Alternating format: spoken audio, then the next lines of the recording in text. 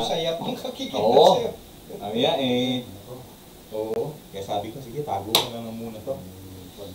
Sa Biblia, pag sinabing lost coin, okay, hindi po ordinaryo, kung coin ng dowry ito. Coin ng dowry, yung, ano tawag sa Tagalog? Basta pag kinasal kayo, yung ano, yung... Dore. Ay, hindi. Aras. aras. Aras, sing-sing naman yung aras eh. Hindi pero yung aras dito, nung nag-renewal, ano siya, yung mga coins na ginaganon-ganon. Okay?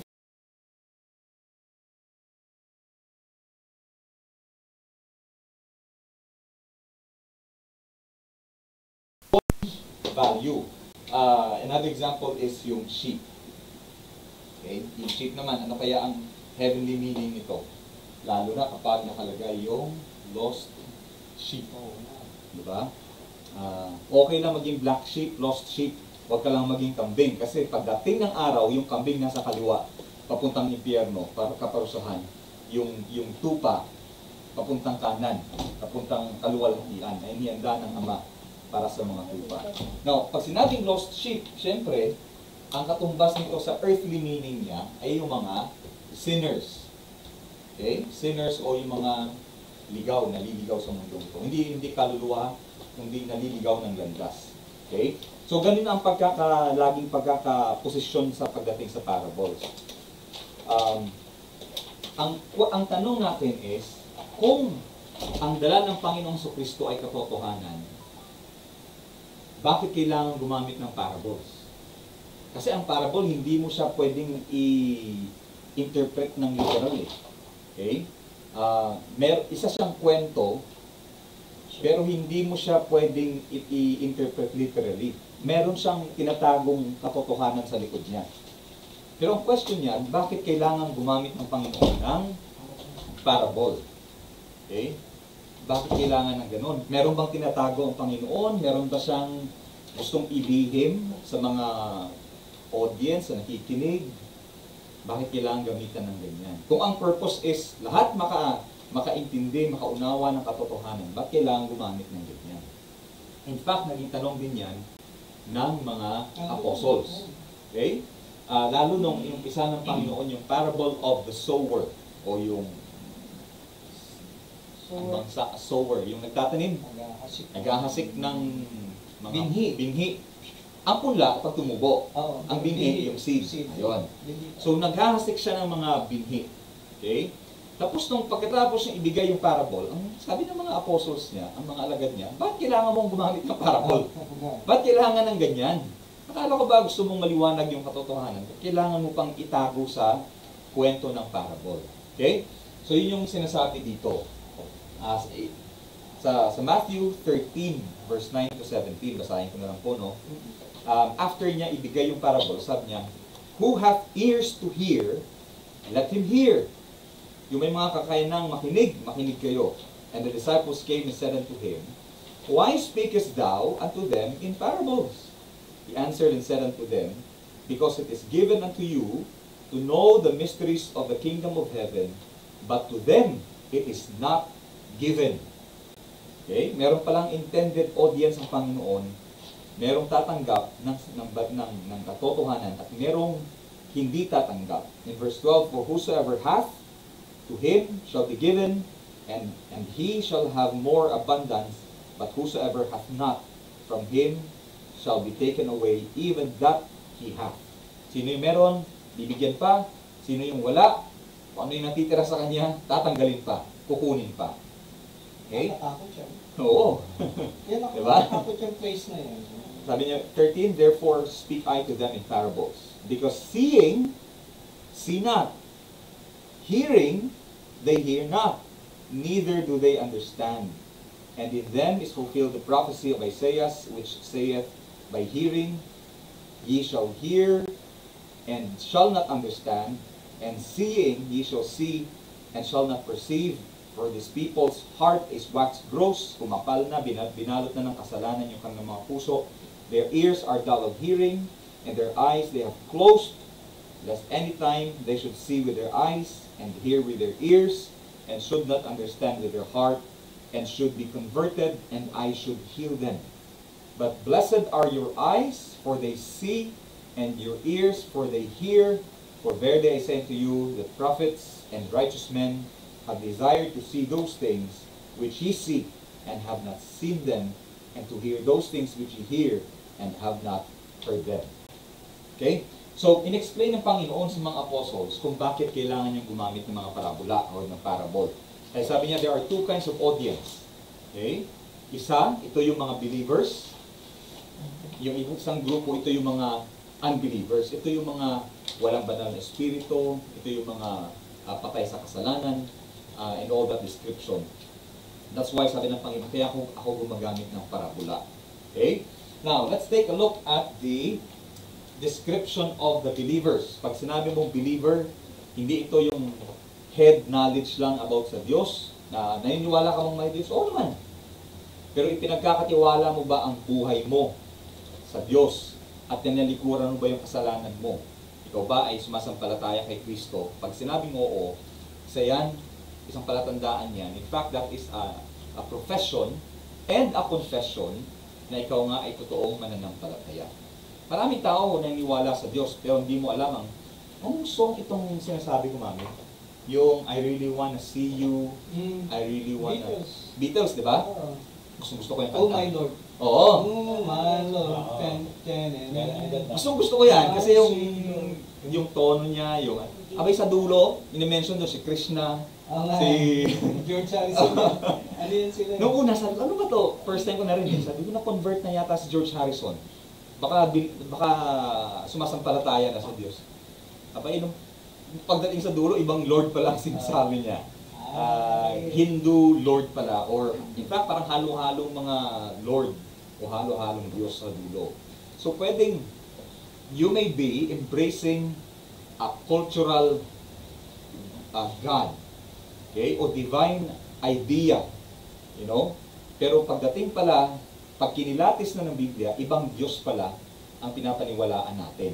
Kaya dapat mahalaga na kung ang Diyos ang kikilalanin mo, pumunta ka sa pagpapakilala niya sa sarili niya, at yun po yung kanyang salita. Huwag chismis at huwag yung napasa-pasa lang ng mga kwento about sa Diyos. Okay? You go back to the source. Kasi yun po ang tawag sa Biblia ay self-revelation of God. Para bang autobiography, siya mismo sumulat about sa sarili niya. Okay? At itong Biblia ay self-revelation ng Panginoon. So, sabi dito, ang believer, sabi ng Panginoon, you have ears to hear. Bakit? Yung unbeliever ba walang tenga? Meron naman. Pero sabi ni Jesus Christ, he who hath ears to hear, let him hear. Ang tanong dyan, is he talking about the physical ear? Or merong ibang pandinig na meron ang isang mananampalataya na wala doon sa hindi ligtas o sa hindi mananampalataya? Ibig sabihin, meron pala talagang spiritual hearing ang isang mananampalataya, kaya siya merong kakayanang unawain yung mga spiritual na bagay. Sabi ni Paul, sabi niya, yung taong patay sa kasalanan at walang banal na espiritu, para sa kanya, yung salita ng Diyos ay kamangmangan. 1 Corinthians chapter 2 verse 8, ang tawag ng Biblia sa kanya, the natural man. Ibig sabihin, buhay, humihinga, aral, may PhD pa, and all that, pero wala siyang banal na espiritu. Kaya kapag ipinapangaral yung salita ng Diyos, sabi niya, wala yan, walang kamangmangan yan. Okay? Sa New York nga meron ng Christian tatanong sa mga dumadaan. Sabi niya, do you believe in God? Do you know Jesus Christ? Alam mo, 90%, sabi nila, we don't care about Him, we have no idea about Him, we have no time for that. Wala talaga. Walang pakialam. And so, we will not be surprised bakit ganon. Dahil nga, wala talagang banal na espiritu. Pero sa atin, katulad yan, kung meron kang kakayanang unawain yung salita ng Diyos, nakikita mo yung katotohanan na sinasabi ng Diyos sa Biblia, ibig sabihin, may banal na espiritu ka. Ibig sabihin yan, anak ka ng Diyos. Okay? Kung naririnig mo, nababasa mo yun, tapos nahihirapan kang intindihin, pwede kang magdasal sa Diyos na tulungan kang intindihin. Di ba? Oo. Hindi unusual yung hindi mo maintindihan eh. Minsan ako nalilito eh, kung hindi clear ka agad. Bakit parang nakarelate ako? Tapos, magdadasalan ako na tulungan ako maintindihan. Unti-unti. Sa'yo naman yun kung nalamnamin mo ang salita ng Diyos. Kung nasa sa puso mo, kung namin mo, Palagay ko yun ang sikreto. Isa puso mo muna, tsaka ibibigay sa utak mo. Baka ganun eh, no? Oo, nang namin mo. Baka hindi mo naman Kahit talaga naririnig naiintindihan. mo, kung hindi mo nilalamnam, wala rin. Tama yung sinabi mo. Bakit kaya nila hindi ninanamnam? Kasi wala talaga siguro banal Wala spirit. talaga. no? Walang May banal na predestined. Wala silang spiritual appetite. Yung sinasabi ni Jesus Christ sa Beatitude, sabi niya, "Blessed are they that thirst and hunger for righteousness." Ibig sabihin, may mga taong walang pagnanasa o pagnanais sa katuwiran, walang pagkauhaw sa salita ng Diyos. Kasi nga, wala naman talaga silang banal na espiritu. Okay? At tayo, lahat tayo ganyan. Kung hindi lang sa biyaya ng Diyos na tayo ay binago at binigyan ng buhay na walang hanggan. Binigyan tayo ng spiritual ng buhay. Okay? So, sabi niya, meron silang, we have the ears to hear, and it is given, sabi niya, to the believers or the disciples. So, parable pala, intended yan para sa mga mananampalataya. At mananampalataya lang ang magkakaroon ng interest sa mga spiritual na bagay. Okay? And then sabi niya, blessed, we are blessed to have eyes to see and ears to hear. Okay? Tingnan mo ha, ito lang. E di, let's say, may announcement, may General Assembly. Kung ako bibigyan microphone at ako nangaral ng salita ng Diyos, sigurado may mahahati yung grupo dyan. Isa, ito yung mga anak ng Diyos na mayroong interest talaga sa salita ng Diyos. Yung isang grupo, ito yung mga wala talagang interest sa salita ng Diyos.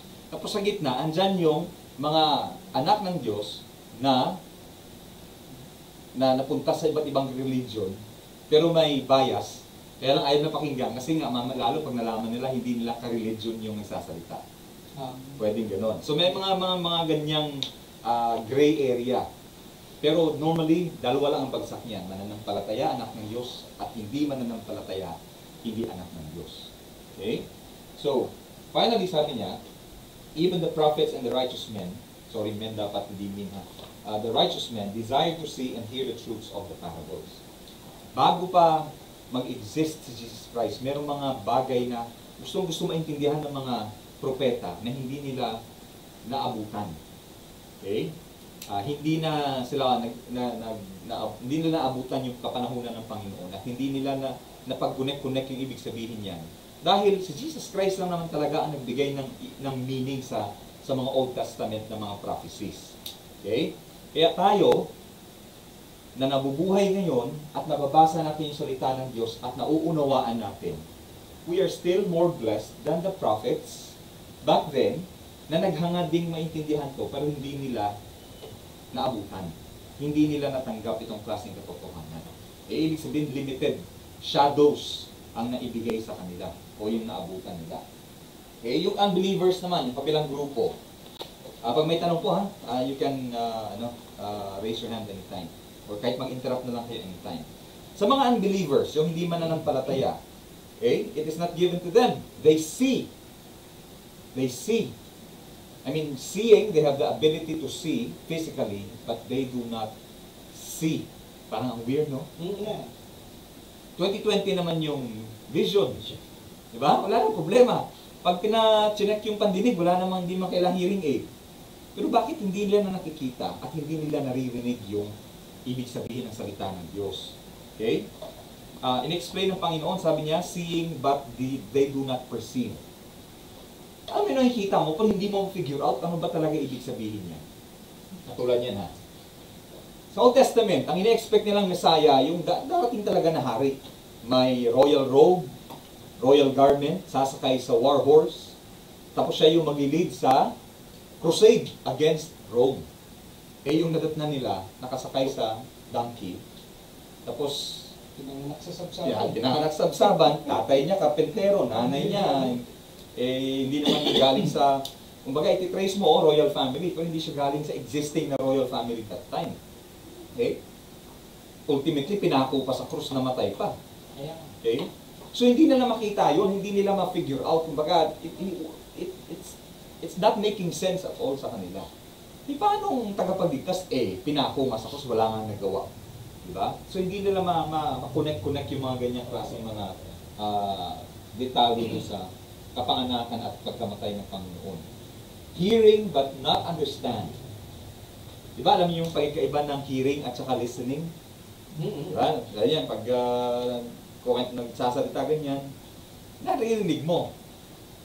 Pero, pag hindi ka intently nakikinig talaga, narinig mo yung ingay. Pero pag hindi ka intently nakikinig talaga doon, hindi mo maintindihan yan. Sabi nila, you hear with your ears, but you listen with your heart. With your heart.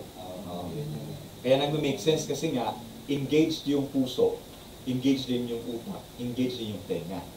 Okay? Pag may mga chismisan, di ba? Narinig mo yung mga usapan. Diba? Naririnig mo yung kwento. Biglang may isang detalye na parang, uy, kilala ko yan ah. Uy, nakaka-relate ako dyan. Uy, pangalan ko yun ah. Abay, biglang ilang percent nag-increase yung, nag-boost yung iyong antena. Yung listening na yun. Okay? Pero dito, ang sabi ng Panginoon, the reason why they do not see, the reason why they do not hear, is because unang-una yung puso nila. Napapansin yung puso agad yung inatake ng Panginoon. Okay? Kaya nga sabi niya, bantayan niyo yung mga puso niyo. Kasi dyan ang gagaling yung kalaswaan, immoralidad, pagsisinungaling, lahat yan. Okay? Sabi kasi ng mga Pariseo, bakit yung mga alagad niya hindi naghuhugas ng kamay pag kumakain? Dapat para maging malinis ka, maghugas ka. Totoo naman. Pero yung kabanalan, hindi po nasusukat sa paghugas ng kamay. Sabi ng Panginoon, hindi yung kinakain mo ang nagpapasama sa tao, kundi yung mga lumalabas sa bibig ng tao, galing sa puso niya. Yun yung nagpapasama sa tao. Yung corruption, yung kasalanan dyan ang gagaling. Okay? Kaya sabi niya, their hearts wax gross. Nabalot ng kasalanan. Yung pagsisinungaling. Nabasa ko somewhere na yung mga sinungaling, isa ito sa mga hindi makakapasok sa langit. Murderers, ganyan. Kahit nga yung hindi nagpapasalamat, kasama doon.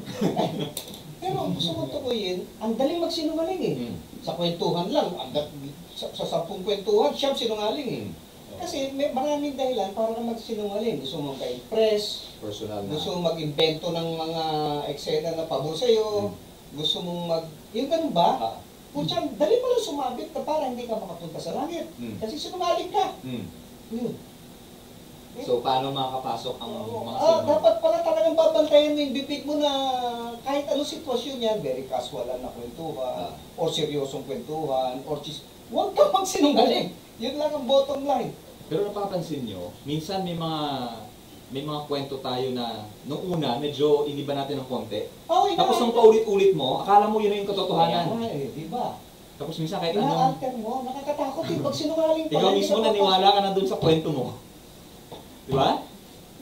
Ngayon, alam natin kahit anong tigil natin magsinungaling, nakakapagsinungaling pa rin tayo. Masablay pa din. Lalo na kung nakumbinsi ka ng totoo yun, yung pala ay ikaw lang nag-fabricate ng kwento na yun. Paano ngayon yung kaligtasan? Yun na nga.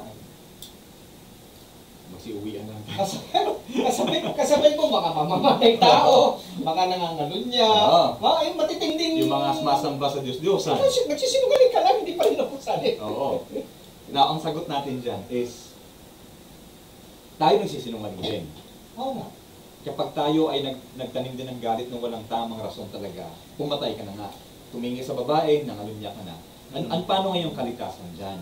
Ang sagot dyan is, yes, we are guilty of all of those sins. But since dahil yung kasalanan natin ay binayaran ng Panginoong Kristo.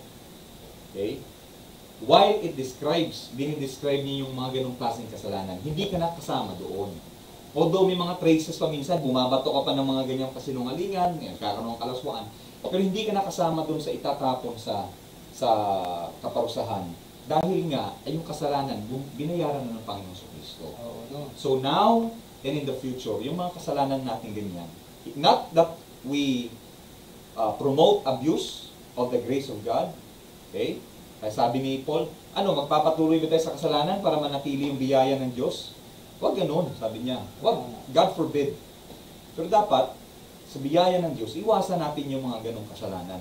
Dahil nga kapag tayo ay binago ng Diyos, hindi naman tumitigil yung kasalanan eh. Nababawasan dahil ngayon nilalabanan na ng bagong pagkatao mo. Pero ang kabayaran niyan, inako na ng Diyos talaga, ng Panginoon sa Kristo, nung siya ay namatay sa krus.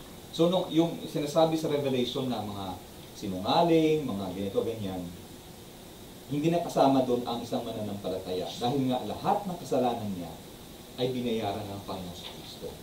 Okay? Ang tawag ng biyaya. Kasi kung totoo lang, kung hindi biyaya, yung question yun, napaka-legit niyan. At walang kasagutan dyan. Walang lulusot eh. Walang lusot. Pati ako, lahat tayo. Okay? Kahit yung mga sinasamba nating mga tao na akala natin ay walang lusot dyan. Pero ang sagot dyan, ibiyaya ng Panginoon. Dahil binayaran ng Panginoon sa Kristo. And since binayaran niya, dapat bawas-bawasan naman natin dahil dyan, namatay yung Panginoon sa Kristo. Okay? At sa pag-ibig mo, dapat subukan mo maiwasan yung ganyan. Okay? Dahil may kakayanan ka na.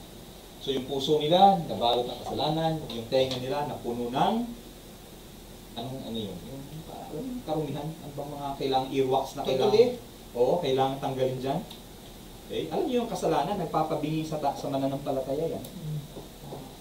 Na noon ay madali kang sensitive ka sa pagsaway ng Diyos, sensitive ka sa kasalanan, pero dahil inulit-ulit mo yung kasalanan, na ano ka, nakalyo yung puso mo, nabingi yung tenga mo, na yung mga bulong ng konsensya mo, hindi mo na nare-recognize. Harden not my heart. Na-harden yung heart. Oo, na-harden yung heart. Yun yung tinatawag na hardening of heart. Okay?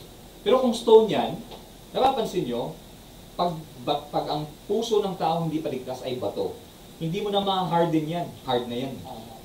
But the mere fact na sinasabi ng Biblia, your hearts, do not allow your hearts to be hardened, ibig sabihin, ay heart of flesh yan, but if you allow sin, to enter the heart, it will harden the heart.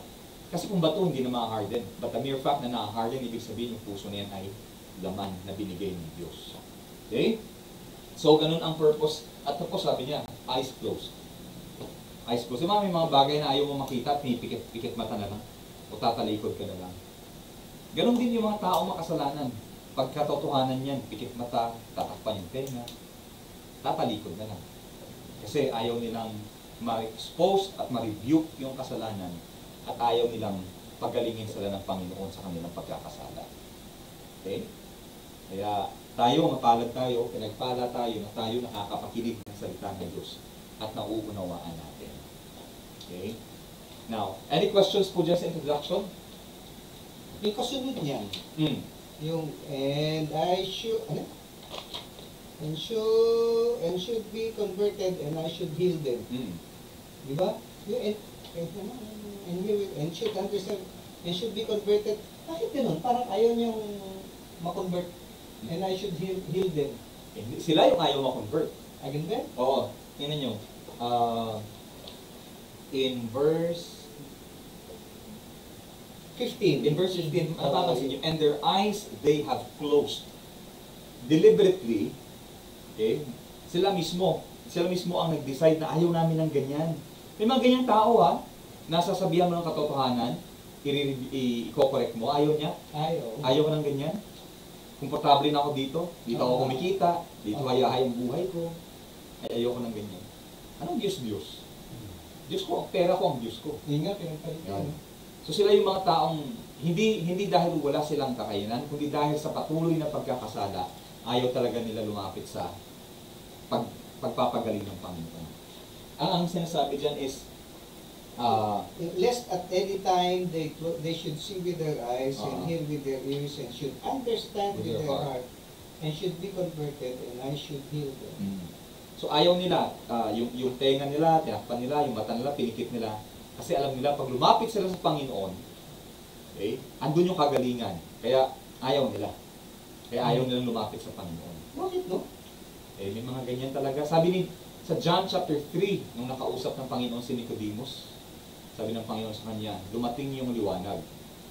Pero yung mga gumagawa ng kadiliman, ayaw nilang lumapit sa liwanag. Kasi sabi niya, i-expose yung kanilang mga gawa ng kadiliman. Okay? Basahin ko po sa John chapter 3. Okay? Sa John chapter 3. Wala naman nang nahirapan dito sa Tagalog, no? Ako lang. Ikaw lang. Yeah, inaayos ko yung, ini-enhance ko yung Tagalog ko. Ganda na nga eh. Ayos Okay, na eh. thank you. At may improvement. Okay, so John chapter 3. Okay. Diba? John chapter 3, alam niyo yun, for God so loved the world, He gave His only begotten Son, and so on. Tapos, dito, sa may verse 20, ang taong gumagawa ng masama ay ayaw sa liwanag at hindi lumalapit sa liwanag dahil ayaw niyang malantad ang kanyang mga gawa. So siya mismo ayaw niya talaga. Ayaw niya talaga. Kasi ayaw niya ma-expose. Masaya na siya dun. Yun yung nabibigay sa kanya ng happiness niya. Pero it will never, napapansin niyo yung kasalanan, it will make you happy, but it will never satisfy. Daming tao ganyan, masaya, ganyan. Pero ang dulo niyang kamatayan, sabi ng Panginoon. Parang yung maluwag na, yung malapad na daan, malapad na gate. Daming pumapasok dyan, masaya dyan, madali dyan. Pero sabi ng Panginoon, ang dulo niyan ay kamatayan. Okay. Kaya tayo pinagpala ng Panginoon. Nandun tayo sa narrow gate, mga kasalanan, tinatanggal natin. Minsan, lilingon ka, masaya yun eh. Enjoy ko yun eh. Pero sabi ng Panginoon, ubarin mo yan at pumasok ka dito kasi ang dulo nito ay buhay. Okay? Okay, no? Parang nakakalungkot na merong mga taong ipagpapalit nila yung eternal life na maayos doon sa temporary ngayon. Okay. Pero ang hindi naman natin agad, ma-judge agad kasi malay mo, habang naglalakbay, i-confront naman sila ng Panginoon. Katulad ng ginawa niya kay Paul, di ba? Baka magbago. Di ba, pupunta siya sa Damascus. Sabi niya, paparusahan ko, kukulong ko yung mga tao doon. Abay, kinonfront ng Panginoon, binulag ng Panginoon. 3 araw yun, bulag. Wala siyang makita, wala siyang Yung pala sabi ng Panginoon, gagamitin kita. Pero magdudusa ka muna. Kaya sabi ni Paul, willing siyang magdusa sa Panginoon kasi alam niyo yung mga ginawa niya. Okay? Kaya, hindi mo masabi talaga. Sabi nga nila, sumasakay ka ng eroplano, pinagkakatiwala mo yung buhay mo dun sa pilotong hindi mo kilala. Oo. Sumasakay ka ng jeep, pinagtitiwala mo rin sa chopper na hindi mo alam kung mababangga o hindi. Pero nagbabayad ka pa. Oo. Ito, alam mo na yung pupuntahan mo may nagtuturo, pinuturuan mo na nga. Pinatanggihan. Oo. Hindi kasi nila makita yung kagandahan ng Ba't hindi kaligtasan pagkatiwala sa ng Diyos. Ang nagpapabulag talaga sa tao kasalanan. Yun lang naman talaga nakikita natin dito. Kasi kaya ang sabi ng Panginoon nung kay Adan siya kay Eva, pag kinain niyo yung bunga na yan, sa araw na kinain niyan, mamamatay kayo. Ang word na death doon, ibig sabihin ay mas-separate kayo sa Panginoon. Kaya ang kasalanan, hindi mo yan, like hahayaan mo lang siya. Sige, siguro later on, baka bigla naman akong automatic katalikod, babalik sa Panginoon. Hindi. Hanggat hinahayaan mo yan, mas magiging mahirap na bumalik ka sa Panginoon. Pansin nyo, kahit sa pag-attend lang sa church, huwag kayong dumalo isang beses. Medyo hirap pa, pangalawang beses. Parang kailangan. Kaya sige lang. Hanggang sa, dito on, wala ka nang nararamdaman. Wala ka nang nararamdamang parang kulang pag hindi ka nag-church. Wala nang struggle. It's just another day. Okay? Mas nagiging mahirap na. Hindi ka na mag-iimbento ng excuse. Wala na. Wala na din yung pagnanais mo na makapili ng Panginoon, ang presensya ng Panginoon. Yun lagi ang gustong mangyari ng kalaban. Maging self-reliant ka. Umasa ka sa sarili mo, kaya mo yan. Okay? Kaya mo yan. Nung araw daw, historically, nung mga panahon nila Abraham Lincoln, yung mga gumawa ng Declaration of Independence, etc., napaka-strong ng faith ng tao sa Diyos. Oo. Talagang mga sila, statesmen na maka-Diyos. Nung pumasok na yung 1970s, 80s, etc., kumakambyo ang society. Nagiging personal development. How to improve yourself, how to listen, how to ganyan. Nawawala na sa puro self, na, ang focus. How to be successful in business. Puro ganun na ang development. Yun ang isa sa culturally nawala ang tao sa Diyos. Naging naging self-focus, negosyo, hanap buhay, o ganyan, bida ka, yung marami kang kayamanan o kapangyarihan. Doon na, nag-shift na. In a bigger scope yun ang nangyari daw. Pero nung panahon nila, Abraham din po, talagang Diyos ang usapan dyan. Tsaka mga Christians talaga yun, kaya tingnan nyo yung constitution nila. Yung foundation ng pinaka-constitution ng US, Biblia talaga. And kagandahan yan, yung constitution natin ay ibinase din doon. Kaya lang later on nga, kailangan gusto nilang baguhin, i-revise, tanggalin yung Diyos. Salamat naman sa Diyos, itong si Trump, while we may not agree with all his methods and strategies, kahit paano, binabalik niya yung ng Panginoon sa mga paralan, yung mga LGBT na mga tinatanggal niya talaga. Natanggal niya sa curriculum. Pag ang school nagpo-promote ng abortion, LGBT and wokeism, tinatanggalan niya ng support. Tinatanggalan niya ng funding. Kaya at ang pa niyan is kung ano yung estado ng US, nakaka-apekto talaga sa mga bansa sa buong mundo. Kaya kapag sila ay matatag, mapapansin nyo, ginagamit din ng Diyos maging matatag yung ibang mga bansa. Kaya pag sila mahina, ayun, lahat ng nakakapit sa kanila naging mahina din. Okay? So, self-independence at saka yung self-reliance, sino man in-offer ni Satan kay Eva Hindi niya sinabi na, hindi yan ayaw niyang Diyos na kainin niya kasi pag kinain niyo, sasambahin niyo ako. Hindi ganoon ang offer ni Satan. Sabi niya, kaya ayaw ipakain ng Diyos sa inyo yan kasi pag kinain niyo yan, magiging matalino katulad ng Diyos. Mabubuksan yung isipan niyo. Maging katulad kayo ng Diyos. Okay? I-introduce siya, napaka-attractive niya sa tao yung kaya mong itaguyod yung buhay mo na wala yung Diyos. Matalino kayo. Sabi ni Jesus Christ, pag wala ako, wala kayo. Without me, you can do nothing. Okay? Grabe, no? Kaya, hindi, kapag ang pulpito, ang preaching ng pulpito is motivational speech about reliance, self-worth, self-confidence, and all that, that's not the gospel talaga. Ang gustong iparating ng Panginoon sa atin is you trust in the Lord with all your heart. Believe in the Lord Jesus Christ. Okay? Dapat maging umasa tayo sa Panginoon talaga sa lahat ng bagay. Okay? Sige. Unahin natin itong next page, the parable of the sower. Kasi related yan sa introduction natin. Unless na gusto nyo magkape muna ulit. Baka kailangan ulit ng caffeine. Break ka. Kape? Ako, okay ka. Okay ka? Kaya ka? Sige.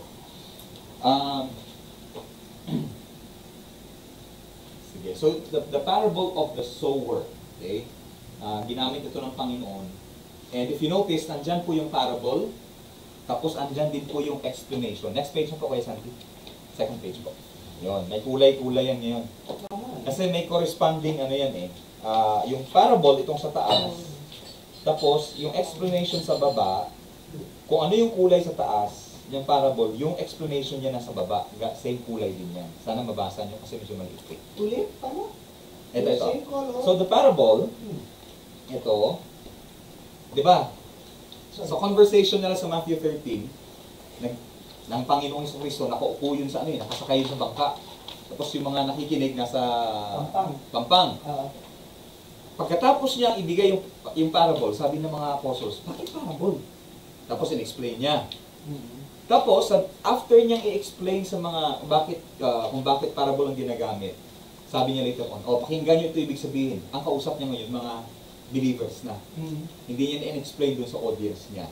Okay? So, ang sa taas po, yung taas na kalagay parable, ito yung parable. Yung sa baba, ito yung explanation ni Jesus. So, kung red dyan, ito yung parable. Yung red sa baba, ito yung explanation niya. Yun. Para at least, madali nyo ma-identify. Okay? Na-expend ako ng konting ink para mas convenient. May color ko. May color, oo. Nagulat ako. Yun. Sige. So, the parable of the sower, yung iba tawag nila the parable of the seeds. Okay? Pero wala naman kasi talaga title yan sa Okay? Sa parable, kung ano ba talaga title niya. Kasi normally yung parable, gumagamit lang ang Panginoon ng kwento. Short na kwento na na-experience, actual na experience ng tao. para makarelate din yung tao. Kasi kung gagamit siya ng mga out of this world na mga kwento, hindi makaka-relate ang tao. Okay? At yun, gagamit siya ng mga binhi, yung mga ibon, yung mga damo, kasi yun yung mga bagay na nakaka-relate ka. Ibig sabihin, he spoke our language. He spoke their language and speaks our language. Okay? So, doon tayo sa parable muna. And also, itong picture na yan, dinownload ko pa yan, binayaran ko yan, $9. Kasi natuwa ako kasi gusto ko i-print yan ng malaki. Lagay ko dyan sa may wall sa labas. Para yung mga dumadaan, mapapatingin, ano kaya yan? Oo nga. Tapos kakatok, Pastor, ano to ibig sabihin? Oo nga, oo nga. Yun. May intriguing na. Kaya magandang ano yan. Sa parable. So he spake many things unto them in parables, saying, Behold, a sower went forth to sow. And when he sowed, some seeds fell by the wayside, and the fowls came and devoured them. And some fell upon stony places, where they had not much earth, and forthwith they sprung up, tumubo, because they had no deepness of earth, and when the sun was up, they were scorched, natuyo agad, and because they had no root, they withered away. Tama ba nalanta? Yun. Third soil, and some fell among thorns, and the thorns sprung up and choked them. But other fell into good ground and brought forth fruit, some 100-fold, some 60-fold, some 30-fold. Okay, ganda ng kwento, no? Yun lang, nagkasik lang ng binhi. Yung iba napunta sa wayside, yung dinadaanan, yung iba sa mga mabato, yung iba sa matinik, yung iba sa magandang lupa. Napapansin nyo, pare-parehong binhi. Okay? Now, hindi lahat ng parables ini-explain ng Panginoon, ha? Pero dito sa parable of the sower or the parable of the seed, ang Panginoong Jesucristo mismo ang nag-explain kung anong ibig sabihin doon sa mga disipulo niya. So, hear ye therefore the parable of the sower. Sabi niya, makinig kayo, ito ibig sabihin yan. Ito yung mystery na gusto kong ituro sa inyo, na ayoko ituro doon sa kanila. Okay? When anyone heareth the word of the kingdom, and understandeth it not. Ito yung sinasabi ni Ate Mel kanina. Yung, ang tawag doon? Pag binasa mo, namnamin mo. Okay? Unawain mo. Sa puso mo. Sa puso mo. And understandeth it not, then cometh the wicked one, and catcheth away that which was sown in his heart. Nasa puso na, nasikwat pa ng kalaban. Okay? Nakuha pa ng kalaban. This is he which received seed by the wayside. Second soil. But he that received the seed into stony places, the same is he that heareth the word, napakinggan, and anon with joy, ura-urada, initially, okay, right there and then, natuwa siya, naggalak siya, natanggap niya yung salita ng Diyos. He receiveth it, yet hath he not root in himself.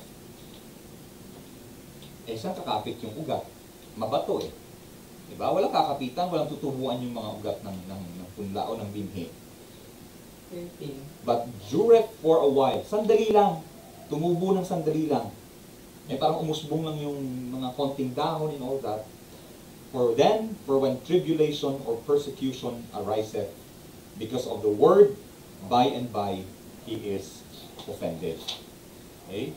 And then third soil, he also that received seed among the thorns, is he that heareth the word, nakinig din, and the care of this world, yung mga alalahanin, mga suliranin ng buhay, ng mundo, and the deceitfulness of riches, ba'y nadaya ng kayamanan, choke of the word.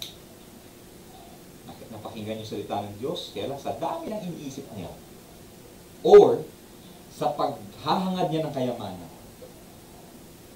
Choke. Anong choke? Sinakal. Sinakal, no? Sinakal yung tinanim ng Panginoon. And he becometh unfruitful. Tumubo, hindi nagbunga. Ito maganda. Fourth soil. But he that received seed into the good ground is he that heareth the word and understandeth it, which also beareth fruit and bringeth forth Some 100-fold, some 60, some 30. Okay? Ang tanong dyan, alin kaya tayo dyan? Diba? Kasi ayun ang punto ng Panginoon eh. Iba't ibang puso, pare-pareho ng binhi.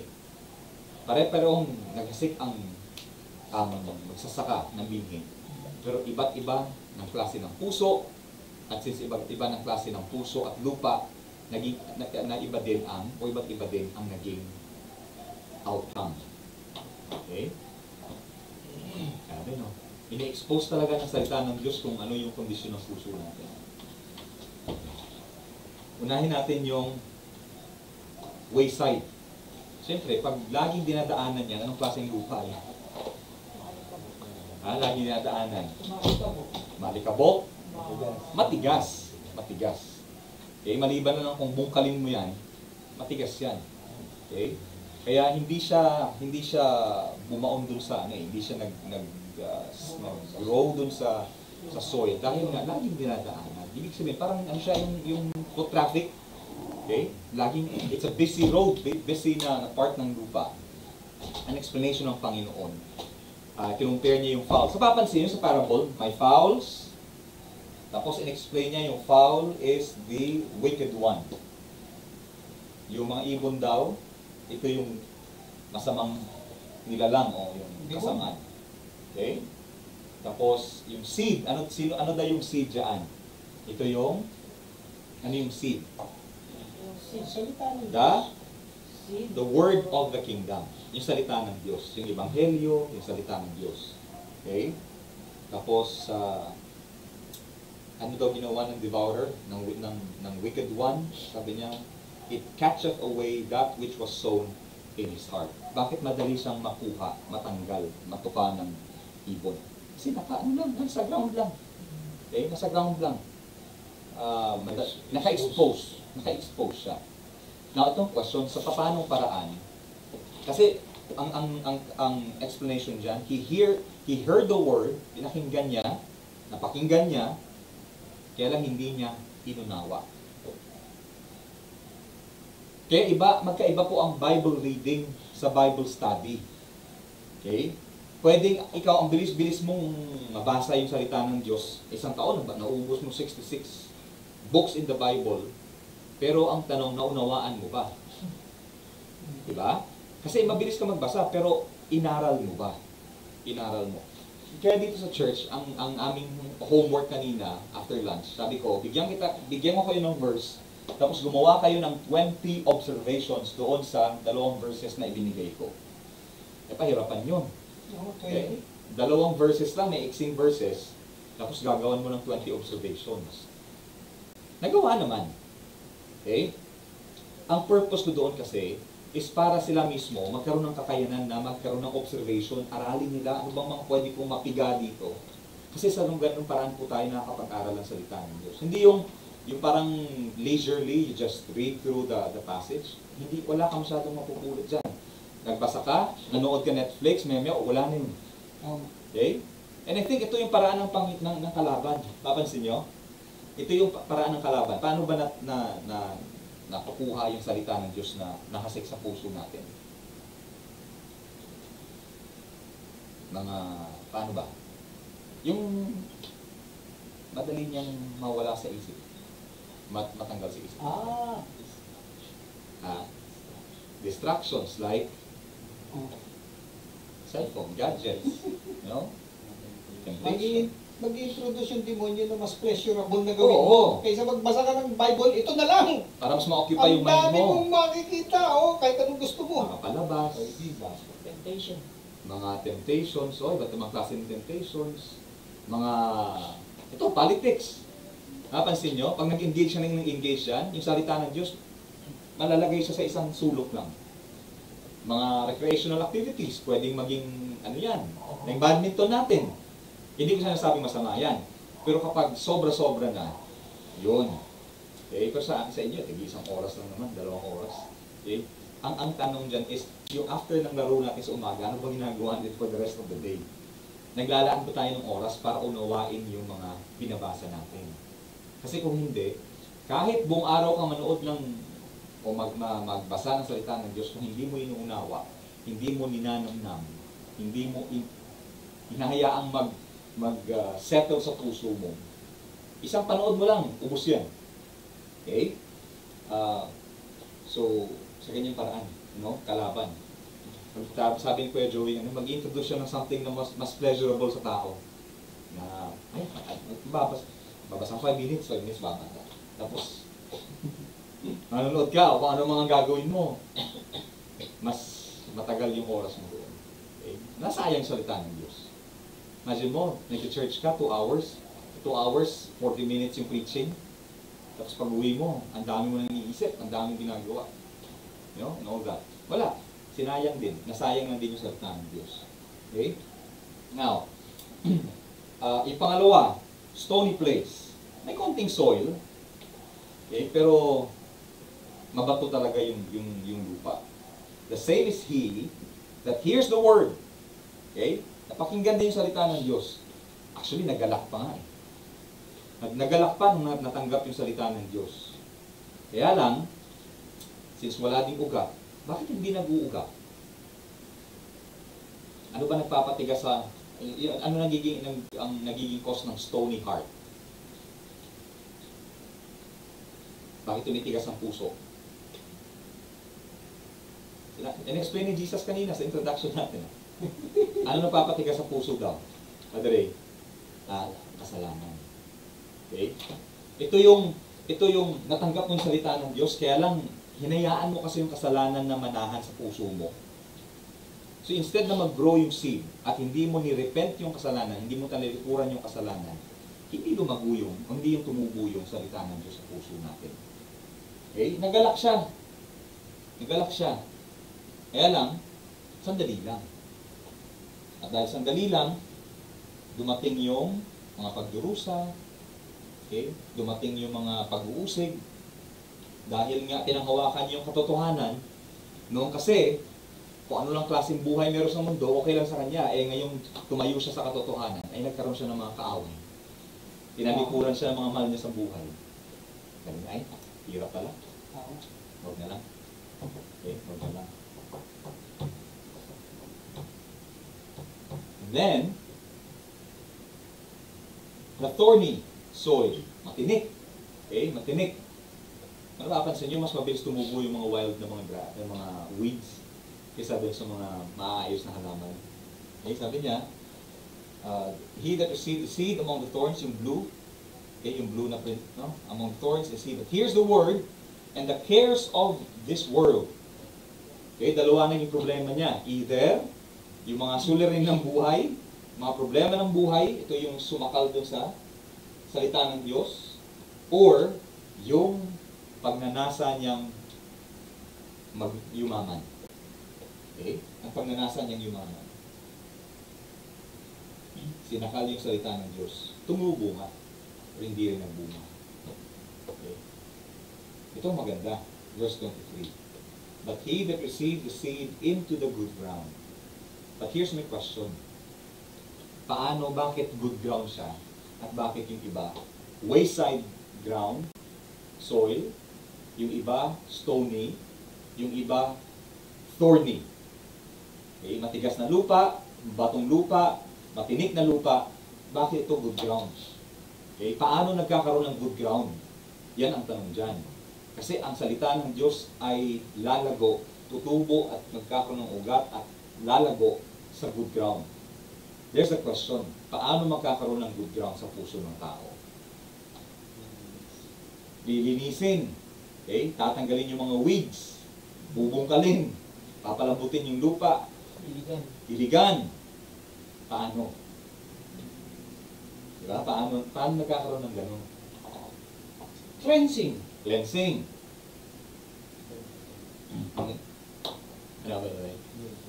New birth. Hindi, pero just because you're born again, doesn't mean na yung puso mo ay malambot lagi. Pwede kasing anak ka na ng Diyos, pero sisinayaan mo yung kasalanang magtagal sa puso mo, tumigas din. Hindi ka na rin lumalakad ngayon sa Panginoon. Dinidisiplina ka ng Panginoon, ayaw makinig. Ayaw mo tumalikod. Ayaw mo magbalik loob sa Panginoon. Anak ka ng Diyos, pero suwail ka. anak ka ng Diyos pero black sheep ka. Tupang ligaw ka. Parang ano, no? Parang kontrapeno. Oo. Parang oxymoron. Pero hindi siya laging guarantee. Kasi kung guaranteed na pag born again ka, laging susunod, bakit naisulat yung mga epistles ni New Testament? Ang daming warning, ang daming kasawayan.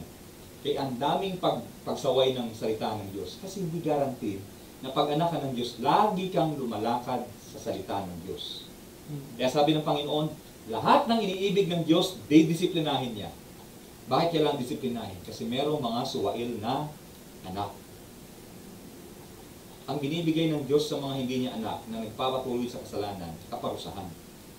Pero ang binibigay ng Diyos sa mga anak niyang hindi sumusunod sa Kanya, disiplina.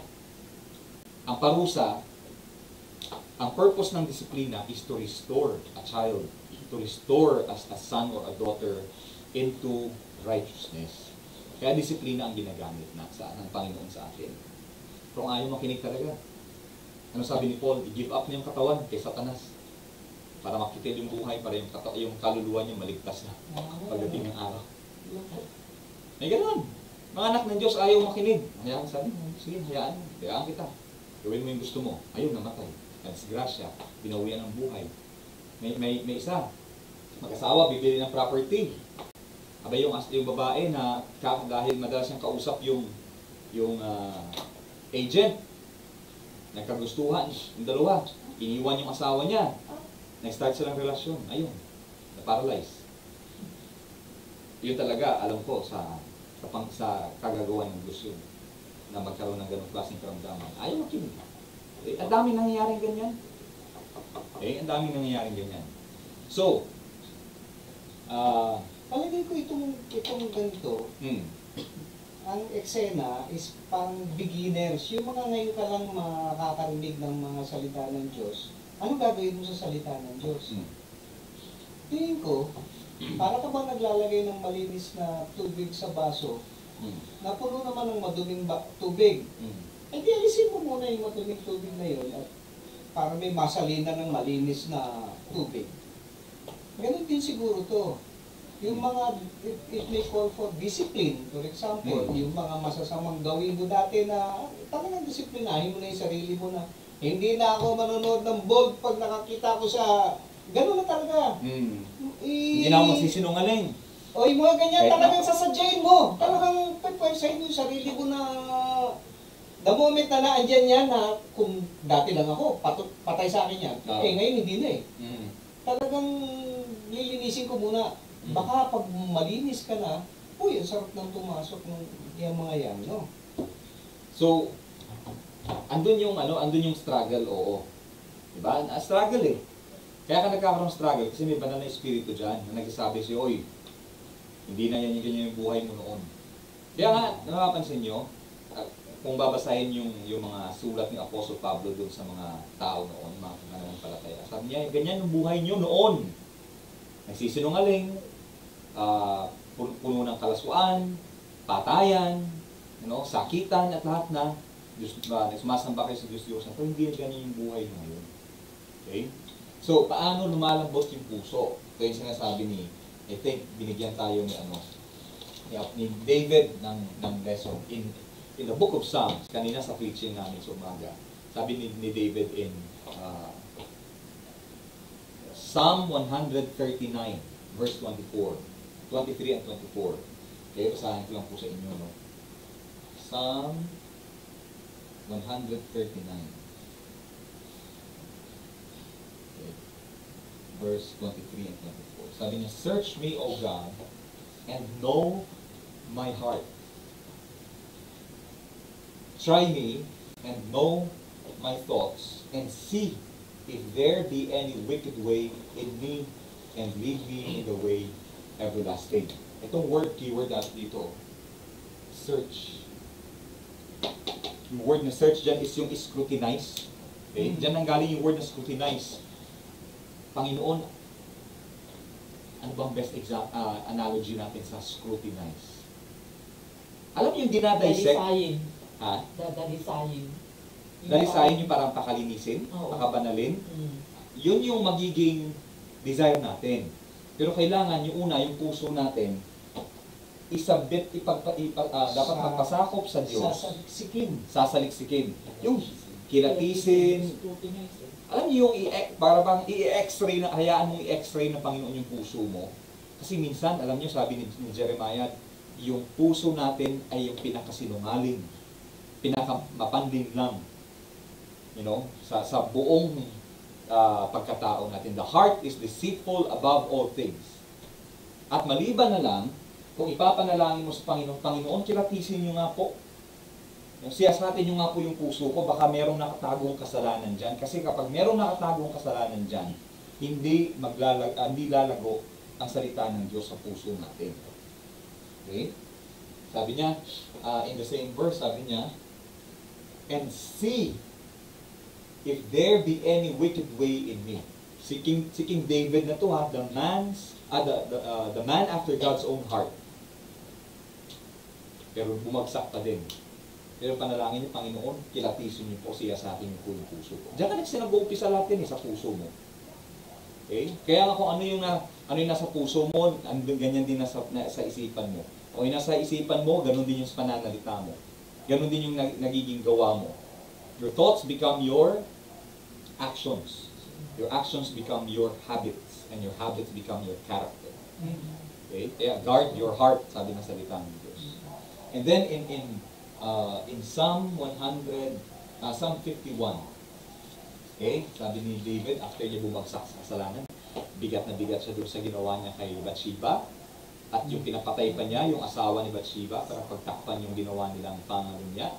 In Psalm 51, verse 10, okay, Psalm 51:10, sabi niya, create in me a clean heart, O God. Kiniling pa ni King David, sabi niya, Panginoon, bigyan mo ako ng malinis na puso and renew a right spirit within me. Okay, ganyan pala napapalambot yung puso. That is the preparation for us to have a good soil. Unless the heart is searched, unless the heart is created, or the heart is cleansed by God Himself, masasayang lang po ang salita ng Diyos. Kaya, katulad yan, lahat tayo nakikinig ng salita ng Diyos. Oo. Ang tanong dyan is sino sa atin yung natanggap niya, pero ang daming suliranin ng buhay. O natanggap niya, kaya lang ang dami niyang ginagawang mga bagay-bagay. Natanggap niya, pero sa kagustuhan niyang yumaman. Natanggap niya, pero sa dami ng pag-uusig, hindi rin lumago at tumubo at lumago ang salita ng Diyos. Marami ganyan. And in fact, I would propose na itong 4 soils na yan, it would be the cycle of a Christian's heart. May times na yung puso mo parang wayside, ang tigas. Hindi lumalago yung salita. May times na pag-uusig. May times na lahat ng mga distractions. Pero may times din sa face ng buhay mo na grabe yung salita ng Diyos kahit anong, lahat ng pumapasok ng salita ng Diyos lumalago sa puso natin. Naging healthy yung spirituality natin. I believe it could be the types of hearers. It could also be the condition of the heart of a Christian in its cycle. Kasi aminin natin, hindi lahat ng oras good soil yung puso natin. Okay? Hindi lahat ng oras. Kaya, I think it's really important na isubmit natin yung puso natin, Panginoon. In fact, yung word na confess, diba? Yung word na confess, ang ibig sabihin yan, hindi yung punta ka sa confessional tapos magko-confess ka doon. Ang ibig sabihin ng word na confess, buksan mo yung mga pinto, bintana, lahat. Papasukin yung liwanag ng Diyos para i-expose yung kasalanan. And ang ibig sabihin pa ng word na confess is to agree. Ibig sabihin na kapag sinabi ng Diyos na kasalanan yan, ang sasabihin mo, opo, Ama, kasalanan niya po, kaya tatalikuran ko na. Hindi yung na kasalanan yan, sabihin mo, ay, ano lang po, white lie lang naman to. Okay? Sabihin mo, sabihin ng Diyos na pornography yan. Sabihin mo, hindi, ano lang po ito? Parang acting lang. You know, you try to justify and excuse it. That's not confession. Ang confession is pag sinabi ng Diyos kasalanan, sabihin mo, Panginoon, Ama, tama ka, kasalanan na yun. At kapag nag-agree ka na sa Panginoon, doon papasok yung tinatawag nating repentance. Kasi hindi mo yan tatalikuran hanggat hindi ka nag-agree na yung ini-expose ng Panginoon ay kasalanan. Kapag wala ang confession, hindi ito mangyayari, yung repentance. Kasi hindi ka mag-agree sa Diyos. In fact, you would excuse yourself and you would justify yourself. Ganun siya. Okay? Pero sa good soil, ano sabi ng Panginoon? He that hears the word, understands it, and also bears fruit. Okay? Namunga. Ang iba, 100-fold. Yung iba, 60-fold. Yung iba, 30-fold. Napapansin nyo, yung pagbunga natin, hindi pare-pareho. Okay? Ano ba yung bunga? Makikita natin yan sa Galatians. Ang sabi ng yung 7 bunga ng Espiritu. Ganyan. Okay? Ibig sabihin, yung pagbunga natin, connected siya sa paglago ng salita ng Diyos sa buhay natin. Na kapag lagi kang babad sa salita ng Diyos at inuunawa mo, doon pa lang mamumunga. Doon lalabas yung pag-ibig, doon lalabas yung pananampalataya, doon lalabas yung kagalakan, yung pagtitimpi, yung pagpipigil sa sarili, yung kabutihan, yung kahinahunan, and all that. The 7 fruit of the Spirit, doon lalabas yan. Okay? Kaya, aminin natin, without the Word of God, there is no fruit bearing. Hindi ka talaga mamunga hanggat hindi nananatili sa iyo ang salita ng Diyos. Okay? Hirap kasi ako makinig. Hirap ako magbasa. May isang paraan pa, mga awitin. Sabi ni Paul sa mga taga-Epeso, taga-Colossae, 2 simbahan, sabi niya, hayaan niyong manahan, sabi niya, let the word of God dwell in you richly. So, hayaan niyong manatili, manahan ang salita ng Diyos sa inyo, na masagana, sa pamamagitan ng mga himno, mga awitin, mga espiritual na mga awitin. In fact, mas madali yon. Bakit? Mas madali maalala kasi yung salita ng Diyos pag may tono. Diba? Mas madali ma-recite ang isang poem kapag may tono. Kaya natin nilalapatan yan kasi gusto natin mas maging enjoyable siya kapag binabasa, pinapakinggan natin. Okay? Diba? Diyos mismo sa biyayang Diyos siya na mismo nagbigay sa atin ng paraan kung paano tayo magkaroon ng magandang lupa sa puso natin at paano natin ang pakinabangan yung salita ng Diyos at tayo ay mamunga. Okay? Sabi, no? Yung palang hangad ng Diyos, hindi lang magkaroon ka ng dahon. Ang hangad ng Diyos ay magkaroon ka ng bunga. Kasi aanin mo yung dahon? Yung fig tree, di ba? Yung fig tree, dinaanan ng Panginoon, walang bunga, sabi niya, mamatay ka na. Sinumpa. Matuyo ka na, wala nang bungang lalabas sa'yo. In fact, ano yun, prophecy niyo yun against Jerusalem. Puno kayo ng doktrina, wala namang kayong bunga. Ano yun, parang prophetic curse ng Panginoon. Kasi papunta na sa Jerusalem. Medyo, pagdaan ng mga alagad niya, ito yung tuyo yung fig tree. Diba? Ganun ang mangyayari sa isang Kristiyano kapag hindi nagbubunga, sabi ng Panginoon. Nagpasin na yan, ipanggatong na lang. Hindi nag-grow. At paano mo malalamang nag-grow ka? Hindi sa pagdagdag ng theological o yung mga kung ano mga knowledge sa utak mo. Kundi yung napapakinggan mo yung salita ng Diyos, ninanamnam mo, inaawa mo, tapos lumalabas yung mga bunga. Yung noon, hindi ka maibigin. Ngayon, nagiging maibigin ka kahit sa hindi ka ibig-ibig. Noon, ang dali mong panghinaan ng pananampalataya. Ngayon, kahit anong problema. Sige lang. Kasi may layunin ang Diyos dyan. Noon, ang dumi ng mga lumalabas sa bibig natin. Ngayon, yung pigil na pigil ka. Kasi gusto mo, yung mga lumalabas sa bibig mo ay yung mga salitang puno ng buhay at mga spiritual na pananalita. Sa bunga mo malalaman. Okay? Sa bunga talaga. Ang gandahan pa, sabi ng Panginoon, sa mga hindi nagbubunga, puputulin, itatapon, susunugin na yan. Pero sa mga nagbubunga, anong gagawin? Ipuprune. Para lalong mamunga. Grabe, no? Diyos mismo gumagawa ng paraan, lalo ka mamunga. Ay, yung grafting. Hindi pwede. Grafting ng... Wala. Ang grafting, iba yung application niya eh. Iba, Iba yun. Mga hintil yun Correct. na ikinabit sa puno ng Hudyo, sa olivo. Huwag yung sabihin, ligtas kayo kasi mga Hudyo kayo. Oo. Ayan. Hindi. Eh, yung natural nga na sanga, pinuputol eh. Kayo pa kayang... Hmm. Ang Tagalog ulit ng graph. Inokpong. Basta, parang ganun. Alam niyo na yun. Okay? So, expect nyo kapag kayo ay namunga, lalo kayong makalinisin ng Diyos para lalo kayong magbunga. Okay? Ako, hindi ang goal lang naman natin ng Bible study natin, hindi lang madagdagan yung kaalaman natin eh. Kundi yung mamunga talaga. Kasi gawin man natin tong 5 years, ang dami nyo nang na-compile ng mga handouts, tapos wala namang pagbabago sa buhay natin, eh useless din yung pag-aaral natin. Kasi kung mag-aaral naman tayo, papadala ko na lang kayo sa seminary. Doon na lang kayo sa seminary mag-aaral. Okay? Pero yung the mere fact na andito tayo ngayon, I believe, hinahanda talaga ng Panginoon yung mga puso natin.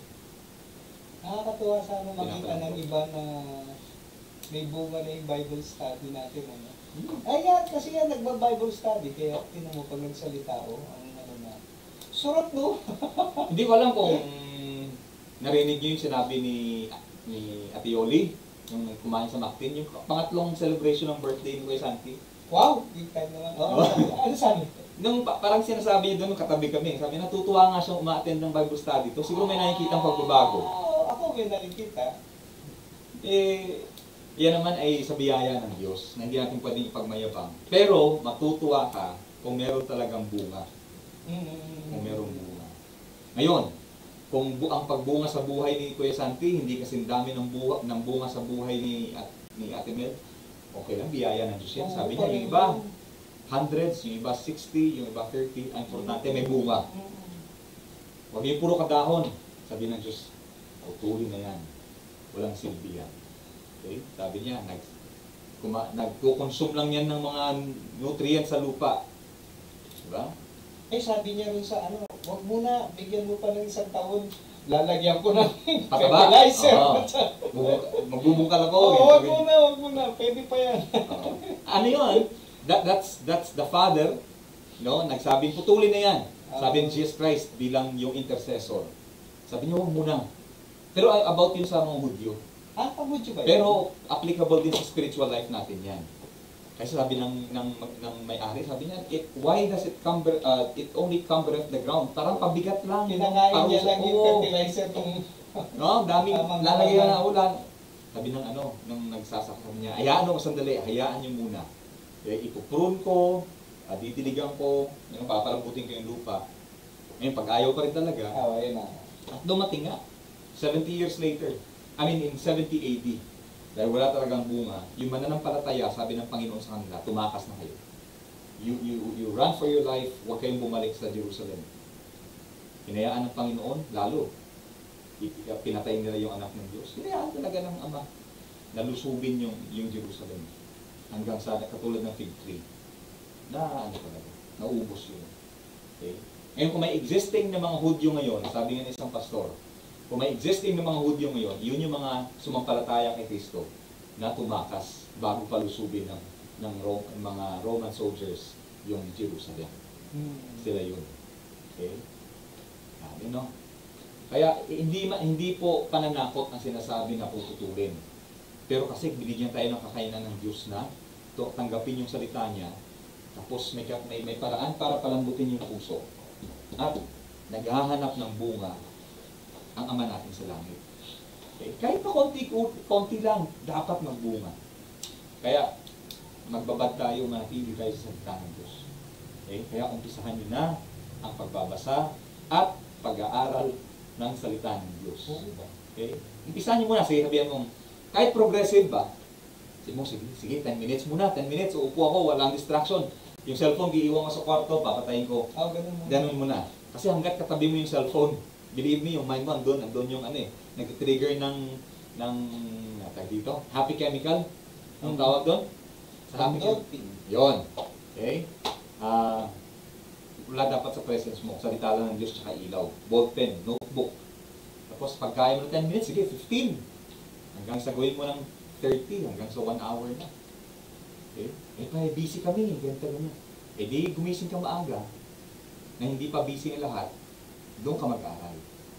Okay? Kailangan talaga. Hindi mo pwedeng iasa lang sa natural na lalabas yung bunga. Hindi. Dapat kailangan tayo madiligan ng salita ng Panginoon. Okay? So that, my brothers and sisters in Christ, is the parable of the sower, or the parable of the seeds, or the parable of the soil, or the soils. Okay. Questions po? Meron ba mga katanungan? O pag-usapan ang salita ng Diyos. Okay. Para siyang fix sa ating likod. Parang simple lang, no? Yung message na, ano ba yun? John 5:24. Yun, they shall not, pagka ikaw hindi pagsak. Sige lang, ano bang? Anyway, parang, pero ang haba, pagka mag-aaral ka ng ganito, parang ang haba din, taon din eh. No? Parang academic ano rin siya. Struggle ba o Pursuit. Academic pursuit. Parang ganyan din. Pero simple lang. Pwede kang i-summarize mo sa in 1 minute. Yun na yun eh. Or, magtamba. Kasi sabi rin niya, ano mo, i-test mo eh. Diba? Mag-research ka, i-test mo. At ang pinaka-challenge yun, yung paano mo isang buhay yung pinag-aaralan mo. Di ba? Yun ang pero, challenge siya, pero fulfilling siya. Kasi pag nagbunga talaga, ikaw mismo nang na hindi lang naman yung magsasaka yung matutuwa eh. Ikaw mismo na nagbubunga, matutuwa ka talaga sa pagbabago ng Diyos sa buhay natin. Okay? Eh, itong ginagawa natin, hindi ito sayang. Okay? Hindi ito sayang. Palagay ko nag-a-adjust lang. Yung buong buhay namin eh, wala namang ganyan. Ako 67 na. O bago ako napunta sa ganyan. Si Melay, 110. Si Shanti, si Metuselan, 960 plus. Si Melay, Metuselan. Hindi, ibig sabihin, yung tagal-tagal ng panahon na yun, wala kaming ganyan. Hindi ba? Malit. Tapat lang namin yung simbahan. Yun lang pinakamalapit naming experience sa Diyos. Pero hindi yung ganito na talagang magbabasa ka. Hinihimay, no? Nakikinig, may explanation yung ano. Sana kung ano. Tawag dyan, work in progress. Work in progress. Progressive naman talaga pagdating sa ang prayer ko din is dahil kayo nga, you find joy, nagagalak kayo sa salita ng Diyos. Magyaya din kayo ng mga gusto nyo makapakinig din ng salita ng Diyos.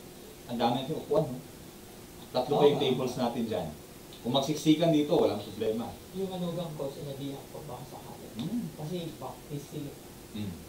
Sige, kahit Muslim o Katoliko pa yan, basta willing makinig sa salita ng Diyos. Wag lang gusto makipagdebate ha. Iba yun. Okay? Ang hinahanap natin yung mga gusto ding matuto sa salita ng Diyos. Tinistignan mo natin kay Arturo, hindi mo tayo umubro. Pero, palagay ko, wala kang credibility kung magyayaya ka, tapos babalikan ka nung niyayaya mo. Pag mo siya bigyan ng pagkakataon, balikan ka. Ibig sabihin, you walk the talk. Oo, di ba? Dapat maging, pag nakita niya, bakit yung buhay niya nagbago? Iyon. Sabihin niya, muna siya. Saan yan? Saan mo natutunan yan? Magtatanong-tanong yan. Okay? Again, ang goal natin is hindi mag-recruit, kundi para sila din ay makapakinig ng salita ng magandang balita. Yun lang. Ngayon, kung let's say, tagalan and all that, and you still want to maintain kung ano man yung religious affiliation nyo, that's okay. Okay? Wala tayong ganyang expectation. Hayaan natin Diyos ang gumalaw talaga sa mga puso natin. Okay? Yun. Ako nung araw, actually hanggang ngayon, wala akong attachment sa religion. Wala. Ang ano ko nasa Diyos, kay Kristo, yun lang. Ako naman, nag-a-attend din kami. Kasi dati, nag-a-attend kami ng Biblia Rosal. May prex kami dito sa Rosario. Pero hindi yung masyadong nai-explain. Magbibigay lang sila ng isang verse. halimbawa, chapter verse 20. Mm. Tapos yun lang, kung anong pananaw mo, Ah. ganyan. Ano yun, yung parang ang gagawin nila, yung one verse, tapos, sige, anong masasabi mo? Anong masasabi mo ganyan? Ganun lang. Ang problema, sharing. parang sharing. Ang hindi lang kasi profitable sa ganyan is hindi naman kasi bawat isa dyan ay totoong nag-aaral talaga. Oo. So kung medyo mababaw yung pag-unawa niya at kung ano yung napakinggan niya sa iba, yun lang din yung ibigay niya. Unlike yung tayo talaga, kayo may kopya kayo, inaaral niyo din and all that. Tapos inaaral ko din sa pagtuturo. Alam natin yung pursuit natin, yung target natin talaga is yung salita ng Diyos. Opinion ang maririnig mo. Basta Ka-opinion, iba-ibang opinion. ang madalas mo maririnig. Magugulo ka lang. Madalas na maririnig mo niya, ito sa opinion ko lang naman ito. Ang pananaw ko, ganito. Sa opinion chapter 5 verse 3, ganyan. Ganyan na nga. Nagkaroon na ng pang 65 of 67 book. Opinion eh. Oo. Hindi kasi Hindi walang ganun. mali. Opinion eh. Oo. Ang goal kasi ng pag-aaral natin, yung sinasabi ng Biblia na to exegete, yung titigain mo kung ano yung sinasabi talaga. Hindi yung ikaw maglalagay ng ibig sabihin niyan. Yun. Kaya I hope and pray na sana magpursige, ipagpatuloy ito. At hindi lang magpursige, magdala din kayo ng mga gusto talagang makapakinig ng salita ng Diyos. May kasama sa parable yan. Naghanda na. Yung mga in-invite ayaw pumunta. Oo. Sabi ng naganda, lahat ng mga bingi, mga bulag, lahat ng mga ika-ika dyan, dalhin nyo dito. Para mapuno yung bahay ko. Oo. Parable yan. Dadaanan din natin yan. Ang dami, 39 parables yan. Matatapos itong 2025. Feeling ko hindi natin mauubos yan. Yun. 39 pala yun. Ang dami yun. Dami yan. Kahit sa Old Testament, may parables din. Naalala niyo si David? Nung kinuha na nalo niya kay Bathsheba, tapos pumunta si propetang Nathan. Sabi niya, merong tao. Ay, yung may example mo. Yung sabi niya, may dalawang tao. Yung isa, marami siyang mga tupa. Yung isa, iisa lang. Yung maraming tupa, ang ginawa niya, kinuha pa niya yung nag-iisang tupa ng kapitbahay niya. Oo. Sabi ni David, sino yan? Parusahan natin. Sabi ni Nathan sa kanya, ikaw yun. Oo nga eh. Ang dami mong babae, yung kaisa-isang asawa ni Uriah, kinuha mo pa. Pinapatay mo pa siya. Parable na. Yun. Ang parable kasi may moral lesson. Meron talaga, spiritual na lesson. Imagine mo lang yung ang reaction siguro ni David nung sinabi ni Nathan sa kanya, ikaw yun. Naku po. Grabe siguro. Akala niya kasi may tatago niya eh. Parang binuhusan siya. Akala niya may tatago niya. Grabe. Anyway, buti lang sabi ni David, sabi niya, mapalad ang tao na kanyang kasalanan na hindi siya paparusahan dun sa Pero kung i-describe pa rin siya, this is my chosen one who followed everything, yung mga ganyan. Kung i-describe niya si David, ano pa rin, sobrang papuri pa rin kay Sabi ng biyaya ng Diyos. He is my chosen one. Sige po, kung wala man, manarangin tayo. Let us pray. Amang banal at Diyos na makapangyarihan. Mabaling Diyos. Salamat Panginoon sa aming pong pag-aralan ngayong gabi na napakahalaga ng aming mga puso at isipan ay mahinga Panginoon at malinis in preparation sa pagtanggap ng iyong salita upang kami Panginoon ay lumago at magdala ng papuri at kaluwalhatian sa iyong pangalan. Pagpalain niyo Panginoon ang bawat isa, nawa hindi manakaw, makuha ng kalaban, ang namang binhi Panginoon na itanim sa aming mga puso at isipan ngayong gabi. Pagpalain din po ang mga prospects na pwede pa namin maakay upang sila din ay makapakinig ng magandang balita. Salamat Panginoon, ito po ang panalangin sa pangalan ng Jesus. Amen. Okay. Thank you po. I-share din namin kay Ma'am Tess, ni-record natin yung discussion.